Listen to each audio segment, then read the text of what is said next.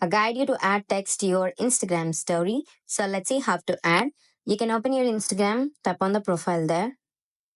You can go to the story, you can tap on create, and in creating, you can directly add by tapping on text and tap to type. Let's say hi, good evening. Okay, tap on next, and that will be placed wherever I want. And let's say I'm placing here.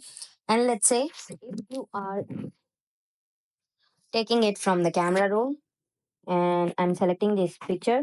And now if I need to tap the text there, I can tap on this. There I can type good, and I can do changes. I can sparkle it, I can neon it, I can change the typewriting, I can pop it, I can jump. So I can do that everywhere I want. I can change the color like this, and even I can mention the people. I can tap on that and I can place it anywhere I want. So I'm placing it right there. And this is how you can add a text to your Instagram story. Thank you.